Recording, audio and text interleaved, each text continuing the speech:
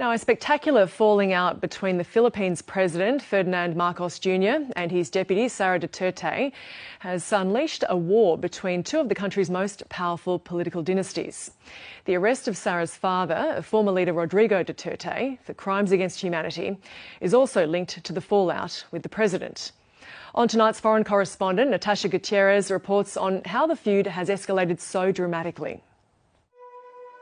I've come to the ancestral home of the Duterte family, where the former president was raised. His older sister Eleanor still lives here. It's become a shrine to the Duterte dynasty. Thank you for having me.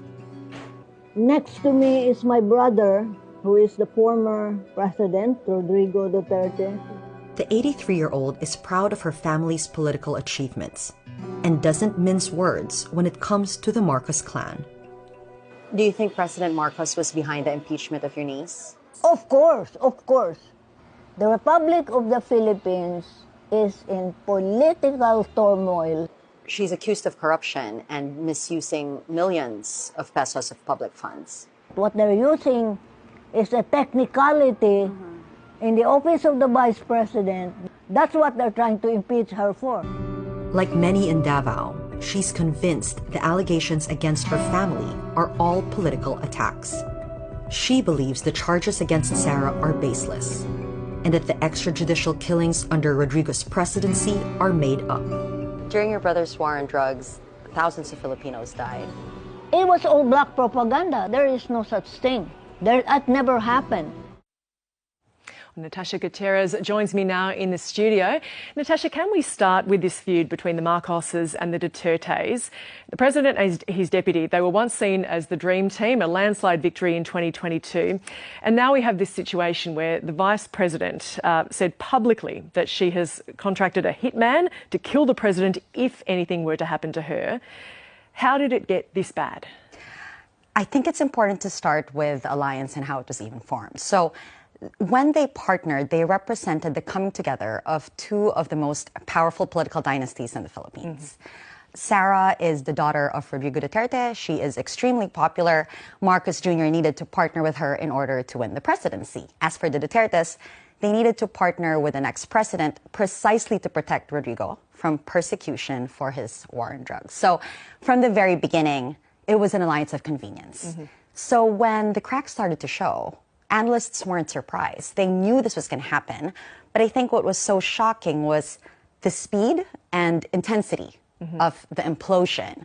You had accusations of the president being a drug addict and the first lady saying she didn't like the vice president. And ultimately, this Facebook Live wherein Sara then said that she was going to hire a hitman to kill the president. So it's absolutely spectacular, but at the core of it is a fight for power. Both political dynasties are eyeing the 2028 presidency. So while they partnered for convenience initially, now each one wants to field their own candidate in 2028, and that's the core of this feud.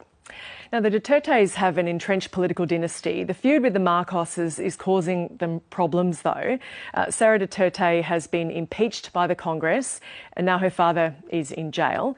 Would these events have happened if the president wasn't at war with his deputy, as we see them? Most likely not. So let's start with the impeachment. There were calls for impeachment against the vice president because of misuse of public funds in her office. But in the beginning, when those calls were happening, Marcos Jr., the president himself, said that would be a waste of time. There was many other issues that the House should be dealing with. So he was against that impeachment. But as the feud escalated, our sources told us that he gave the go signal and Congress moved and impeached the vice president. And so now she will stand trial at the Senate. And if she's convicted, she could be ousted from ever holding public office. With the arrest of Rodrigo, when they were allies, Marcos himself said he would block the ICC from investigating the drug war in the Philippines, obviously to protect Rodrigo. Again, as the feud intensified, his government shifted their stance. He said he would oblige Interpol if they were to issue an arrest warrant, which they did. Now, note that the ICC does not have any power to arrest anyone. They need the participation of countries in order to arrest suspects. So, for example, Netanyahu has an arrest warrant against him, Putin has an arrest warrant against him. Their countries are not giving them up. So if it weren't for Marcos Jr., Duterte would still be a free man. What has been the reaction in the Philippines to Duterte's arrest, and what is likely to happen to that case from here? The Philippines is very divided. What you need to understand is Duterte is extremely popular, and over the weekend we saw protests and rallies calling for his return to the Philippines. But of course, for the families of those killed in the drug war, this is a day they never thought they would see. There is deep impunity in the Philippines precisely because of these political dynasties who protect each other. That's why they want to also stay in power, so they are not held accountable. So it's a very divided country right now, and we only can wait and see to see what will happen at The Hague, where Duterte currently is. Natasha, the Philippines President Ferdinand Marcos Jr. is the son of the former president, the same name, forced into exile after the people there revolted against him. What does this victory over the Duterte family mean for the Marcos political dynasty?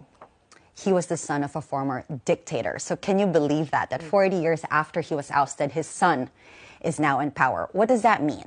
Currently, it seems that the Marcoses have an upper hand, but the Dutertes will not take this sitting down. Sara Duterte has already hinted at running for president in 2028. If she survives the impeachment, she could very well win. Rodrigo Duterte, we just learned from the Commission of Elections in the Philippines that he is still eligible to run for mayor, even as he is at The Hague. That's the midterm elections in May. If he wins, that will show you that the Dutertes are not going away anytime soon. So for now, the Marcoses do have the upper hand, but the midterm elections in May, I think, will be a great test to the power of both dynasties. Natasha Gutierrez, thank you.